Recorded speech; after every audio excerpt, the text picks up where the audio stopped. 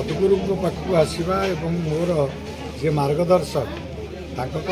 आसवा जो आसी आज जलेशपटा तर स्मृतिचारण कली दर्शन कली और प्रेरणा पाइली राष्ट्र जीवन में किभली मोर भागीदारी रही आगामी दिन में देशर रक्षापी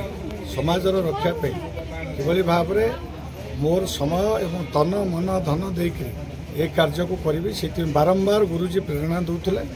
जितेबले मु प्रचारक थी परवर्ती जीवन में भारतीय जनता पार्टी में सामिल हेली जितेबले देखा गुरुजी सब मते तागिद करुले एवं सी आम समस्त श्रद्धार केन्द्र तेणु ये जलेशपटा कन्याश्रम तांको हाथ में तैयारी माँ मानकर शिक्षा किभली भाव में हम संस्कृतिर रक्षा हम धर्मर रक्षा हम से ये जो तांकर प्रचेषा थिला शिक्षा क्षेत्र में संस्कार आनी ये वेदपाठ बर्तमान हवापी भी जाऊँगी कन्याश्रम नूतन भाव में विभिन्न करिकुलम भी खोल यार विकास पे किभली भाव में समाज में संस्कार आने ये कन्याश्रम गोटे माइल खुंट हम से जहाँ जहाँ भित्तिभूमिर विकास दरकार एवं सबु प्रकार मान दृष्टि एवं भित्तिभूमिर विकास दृष्टि निश्चित भाव में मु ध्यान देवी स्वामी लक्ष्मणानंद सरस्वती तांकर समग्र जीवन ये कंधमाल माटी रे वनवासी भाई मानकर शिक्षा स्वास्थ्य कृषि एवं सबु धर्मर संस्कार दिगरे से जड़े बेसी धार्मिक अपेक्षा बेसी समाज संस्कार थिले तेणु आज तांकर स्मृतिचारण कलु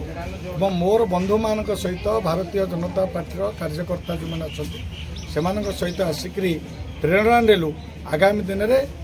धर्म राष्ट्र रक्षापी किभली भाव में कटिबद्ध होकर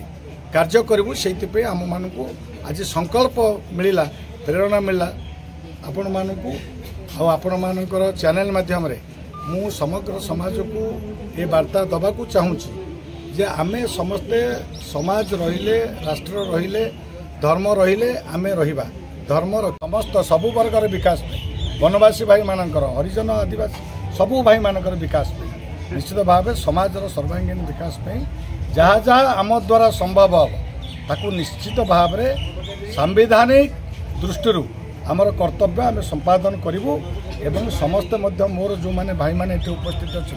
समस्ते मिलमिशिकी सामूहिक रूप से करूँ ए प्रकार संकल्प आज आम